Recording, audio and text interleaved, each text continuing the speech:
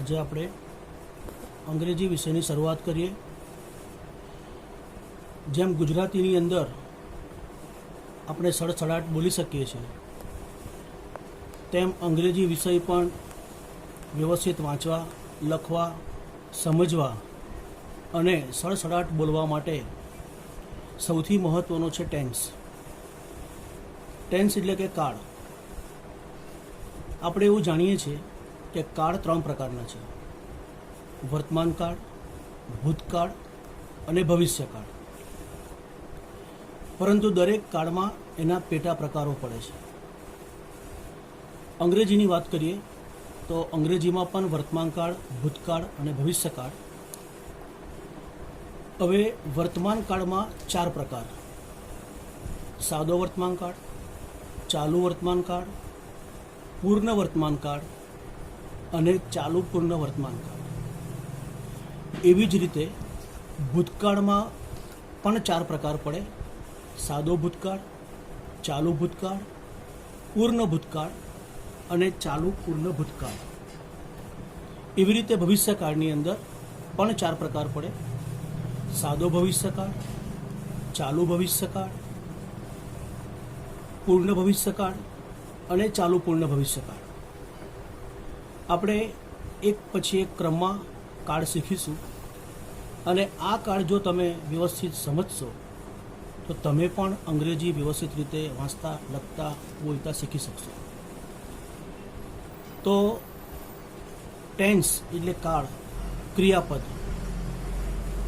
આપણે સૌથી પહેલો કાળ સાદા વર્તમાન કાળની અંદર શરૂ કરીએ. સાદા વર્તમાન કાળને અંગ્રેજીમાં કહેવાય છે સિમ્પલ પ્રેઝન્ટ ટેન્સ, એટલે કે સાદો વર્તમાન કાળ.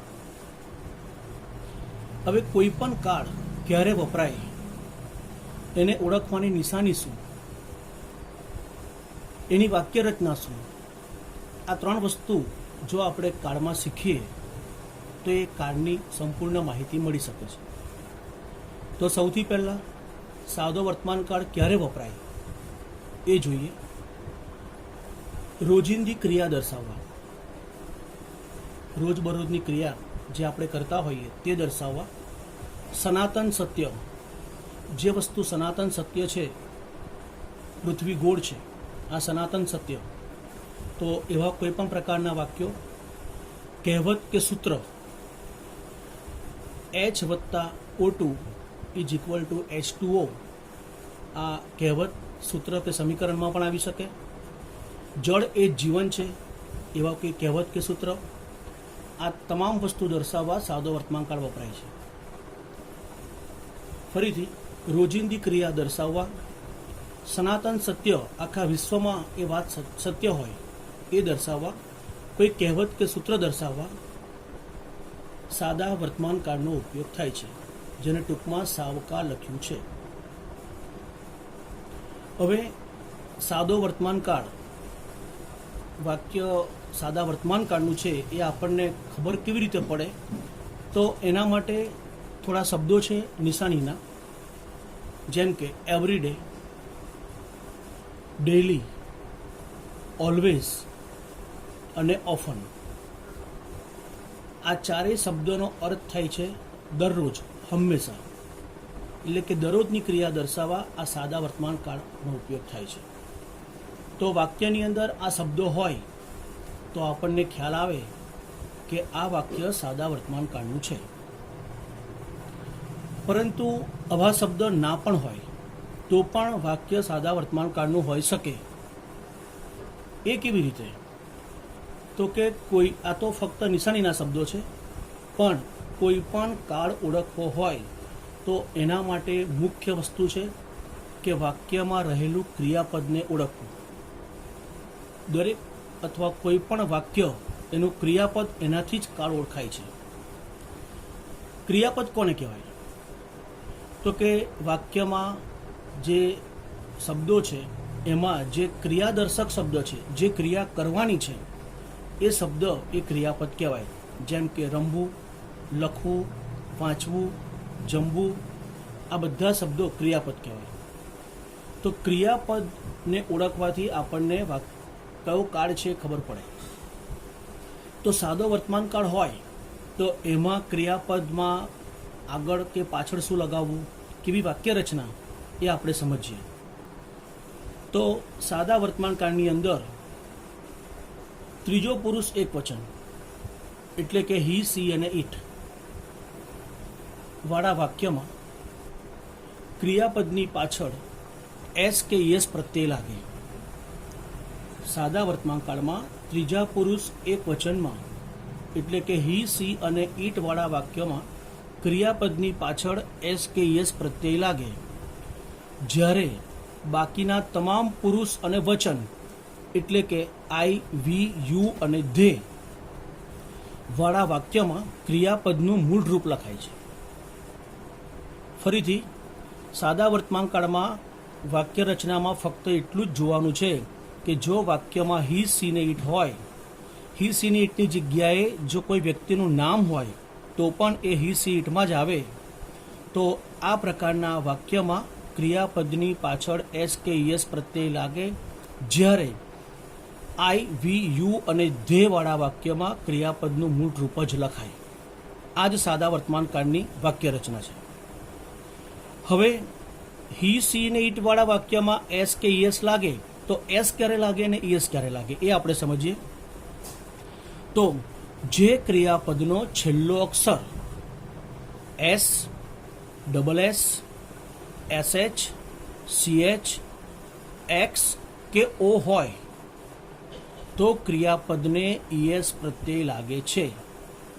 ફરીથી જે ક્રિયાપદનો છેલ્લો અક્ષર S, double S, SH, CH, X કે ઓ હોય તો ક્રિયાપદને ઈએસ પ્રત્યય લાગે છે.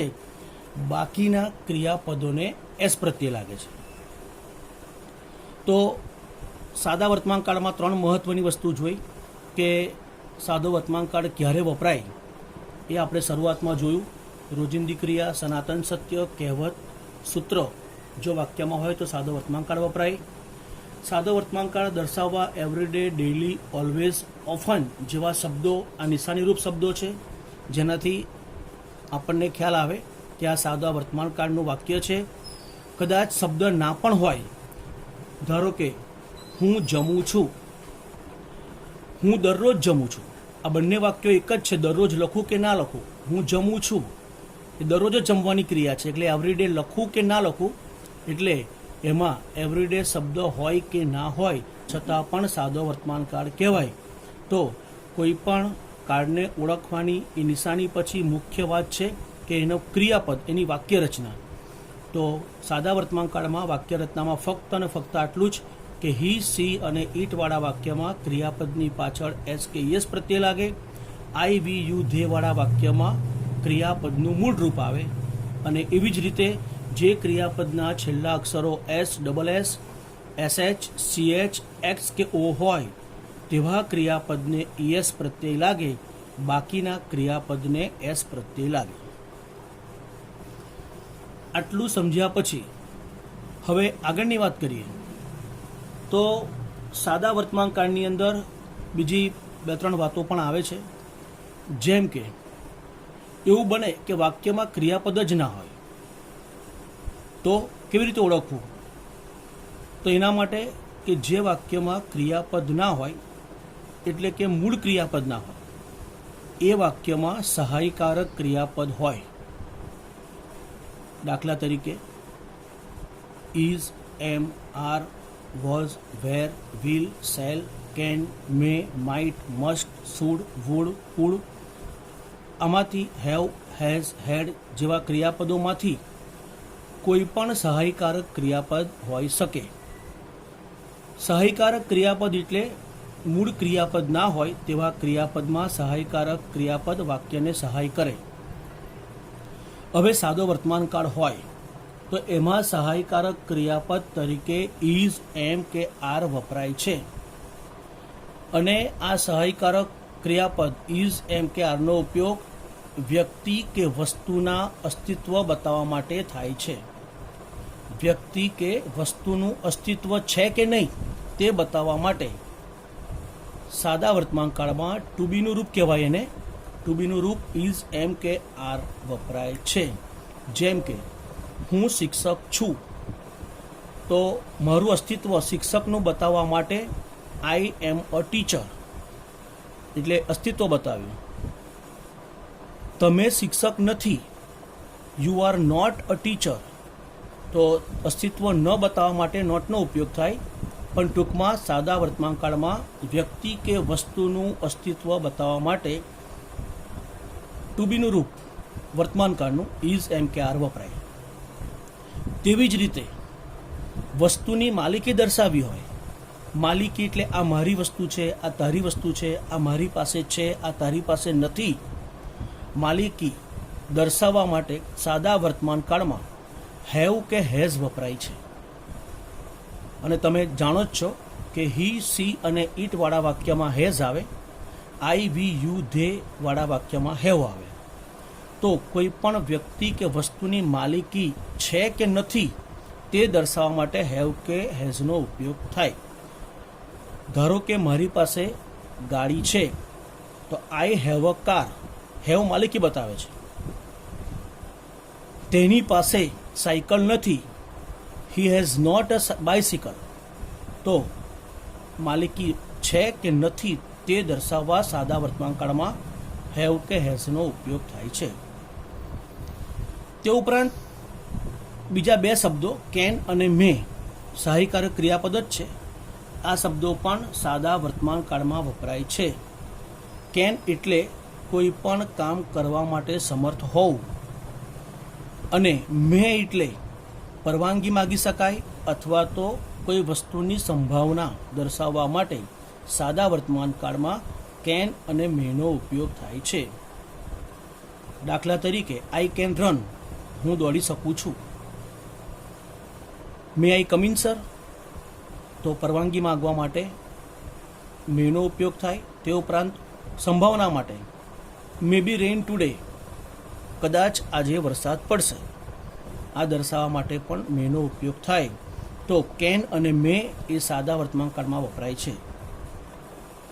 હવે આગળ વાત કરીએ તો આ આપણે વિધાન વાક્યની વાત કરી. એવી જ રીતે નકાર અને પ્રશ્નાર્થ વાક્યની વાત કરીએ તો સાદો વર્તમાનકાળ, એમાં નકાર અને પ્રશ્નાર્થ વાક્યમાં સહાયકારક ક્રિયાપદ ડુ કે ડઝનો ઉપયોગ થાય છે. ફરીથી સાદા વર્તમાનકાળના નકાર અને પ્રશ્નાર્થ વાક્યમાં સહાયકારક ક્રિયાપદ ડુ કે ડઝનો ઉપયોગ થાય છે. વાક્યમાં ડઝનો ઉપયોગ કરો પછી ક્રિયાપદનું મૂળ રૂપ લખાય છે. એટલે કે ડુનો ઉપયોગ ક્યારે થાય અને ડઝનો ઉપયોગ ક્યારે થાય? તો હી, સી અને ઇટ વાળા વાક્યમાં ડઝનો ઉપયોગ થાય, જ્યારે આઈ, વી, યુ અને ધે વાળા વાક્યમાં ડુનો ઉપયોગ થાય. તો ફરીથી કે ડઝ વાળા વાક્યમાં ડઝનો ઉપયોગ કરો તો ક્રિયાપદનું મૂળ રૂપ લખાય છે. બીજી વાત કે ડુ કે ડઝનો ઉપયોગ મૂળ ક્રિયાપદવાળા વાક્યમાં જ થાય છે. એટલે કે મૂળ ક્રિયાપદવાળા વાક્યમાં જ પ્રશ્નાર્થ કે નકાર વાક્યમાં ડુ કે ડઝનો ઉપયોગ થાય છે. અને આ કાળમાં છેલ્લી એક વાત કે ઇફવાળા વાક્યમાં એક વાક્ય ભવિષ્યકાળનું હોય તો તેની સાથેનું વાક્ય સાદા વર્તમાનકાળમાં હોય છે. ઇફનો અર્થ જો અથવા તો, એટલે કે જો વાળું વાક્ય હોય, ઇફ વાળું વાક્ય હોય સાદા વર્તમાનકાળનું, તો એમાં બે ક્રિયા સાથે હોય છે. એમાં એક વાક્ય ભવિષ્યકાળનું હોય અને તેની સાથે બીજું વાક્ય સાદા વર્તમાનકાળનું હોય. ટૂંકમાં બેમાંથી એક વાક્ય ભવિષ્યકાળનું અને બીજું વાક્ય સાદા વર્તમાનકાળનું હોય છે. દાખલા તરીકે if you work hard you will pass, એટલે કે જો તું સખત મહેનત કરીશ તો તું પાસ થઈશ. સખત મહેનત કરવી સાદો વર્તમાનકાળ, વર્ક યુ વાળું વાક્ય છે, ક્રિયાપદનું મૂળ રૂપ આવે, અને યુ વિલ પાસ, વિલ આ ભવિષ્યકાળનું વાક્ય છે.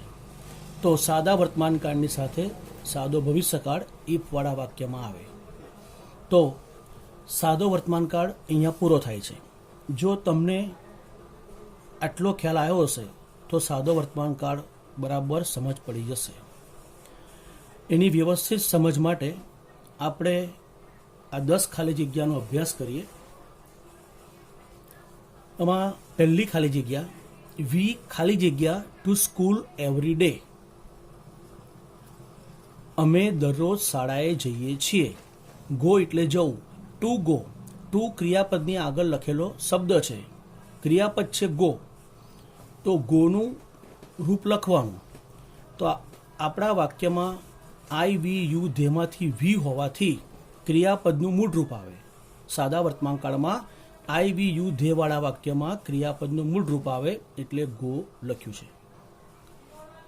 એવું સેમ જ બીજું વાક્ય, માય ગ્રેન્ડ મધર ખાલી જગ્યા ટુ ધ ટેમ્પલ ડેલી. એમાં પણ ગોનો ઉપયોગ કરવાનો છે. પહેલા વાક્યમાં અમે દરરોજ શાળાએ જઈએ છીએ એવું હતું. બીજા વાક્યમાં મારા દાદીમાં દરરોજ મંદિરે જાય છે. બંનેમાં ગો છે, પણ પહેલા વાક્યમાં વી હોવાથી ગો આવ્યું. બીજા વાક્યમાં માય ગ્રેન્ડ મધર દાદીમાં સીમાં આવે. ત્રીજો પુરુષ એક વચન, તો સી વાળા વાક્યમાં ગોની પાછળ યસ પ્રત્યય લાગ્યો એટલે કે ઘોષ લખાય. ત્રીજું વાક્ય છે ખાલી જગ્યા હી ઓલવેઝ ખાલી જગ્યા ક્રિકેટ પ્લે, રમવું. આ વાક્ય પ્રશ્નાર્થ વાક્ય છે. તો આપણે શીખ્યા એ મુજબ કે પ્રશ્નાર્થ અને નકાર વાક્યમાં ક્રિયાપદમાં ડુ કે ડઝનો ઉપયોગ થાય. પ્રશ્નાર્થ વાક્ય છે એટલે શરૂઆતમાં ડુ કે ડઝ આવશે, પણ બેમાંથી કયું લેવું? તો વાક્યમાં હી કરતા છે તો હી વાળા વાક્યમાં ડઝનો ઉપયોગ થાય. તો does he always play cricket. Does મૂક્યા પછી ક્રિયાપદનું મૂળ રૂપ આવે. ભલે વાક્યમાં હી છે પણ ડઝ લખ્યો હોવાથી ક્રિયાપદનું મૂળ રૂપ લખાય.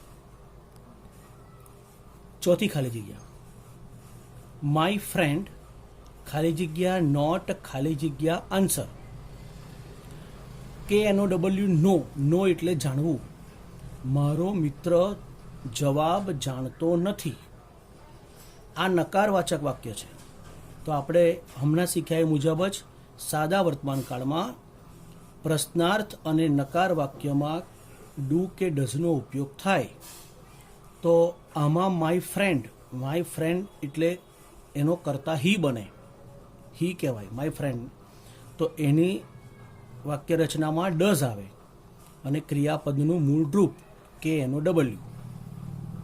તો ફરીથી પ્રશ્નાર્થ અને નકાર વાક્યમાં ડુ કે ડઝનો ઉપયોગ થાય. તો આમાં ડઝનો ઉપયોગ થયો અને સાથે ક્રિયાપદનું મૂળ રૂપ લખ્યું. પાંચમી ખાલી જગ્યા યુ ઓલવેઝ ખાલી જગ્યા up early in the morning. પ્રશ્નાર્થ વાક્ય, શું તું દરરોજ સવારે વહેલો ઉઠે છે? ગેટ અપ એટલે ઉઠવું. તો અહીંયા યુ છે તો યુ વાળા વાક્યમાં અને પ્રશ્નાર્થ વાક્ય છે એટલે ડુનો ઉપયોગ થયો અને ક્રિયાપદનું મૂળ રૂપ આવે. તો ફરીથી do you always get up early in the morning. આ રીતે વાક્ય રચના બેસે. છઠ્ઠી ખાલી જગ્યા છે દીપકભાઈ એન્ડ જનકભાઈ ખાલી જગ્યા ટીચર્સ. કૌંસમાં લખ્યું છે ટુ બી. ટુ બી એટલે કે ટુ બીનું રૂપ.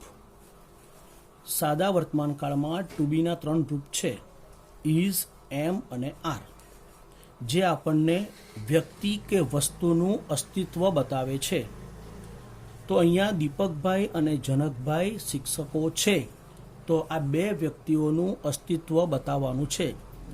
તો બે વ્યક્તિ એટલે બહુવચન થયું એટલે એની સાથે આર આવે. આઈ હોત તો એમ આવત અને એક વચન હોત, એક જ નામ હોત તો ઇઝ આવત. તો આ ટુ બીનું રૂપ લખ્યું આપણે, એ સાદા વર્તમાનકાળમાં જ આવે. એવી રીતે સાતમી ખાલી જગ્યા પર જઈએ. આઈ ખાલી જગ્યા ટુ બુક્સ. ટુ હેવના બે રૂપ, હેવ અને હેઝ. આ બંને શબ્દો માલિકી દર્શાવે છે. માલિકી વસ્તુની હોવી કે ના હોવી એ દર્શાવવા માટે ટુ હેવનું રૂપ આવે. તો આપણે હમણાં શીખ્યા એ મુજબ હી, સી ને ઈટ વાળા વાક્યમાં હેઝ વપરાય, આઈ, વી, યુ અને ધે વાળા વાક્યમાં હેવ આવે. તો આઈ વાળું વાક્ય છે એટલે આઈ હેવ 2 બુક્સ, મારી પાસે 2 પુસ્તકો છે.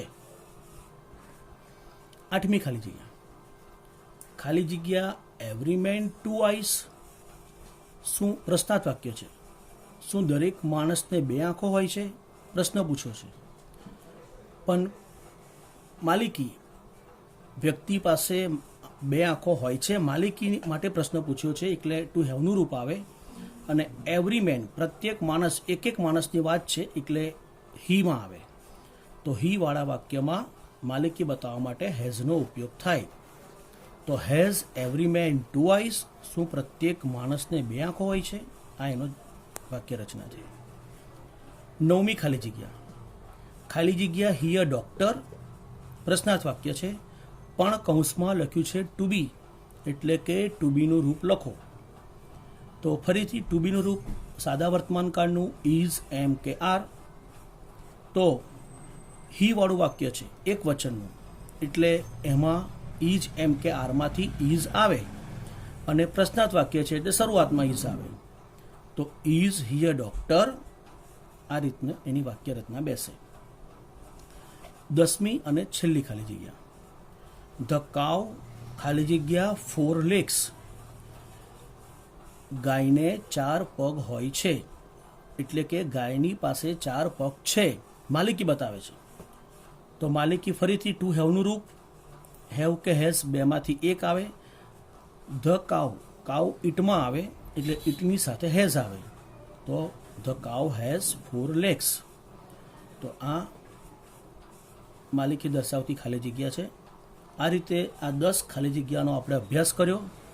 તમે પણ વ્યવસ્થિત આખો કાર્ડ આ વાંચશો, સમજશો અને પછી ખાલી જગ્યાના જવાબ જાતે પૂરવા પ્રયત્ન કરશો તો તમે પણ આ કાર્ડ સારી રીતે સમજી શકશો.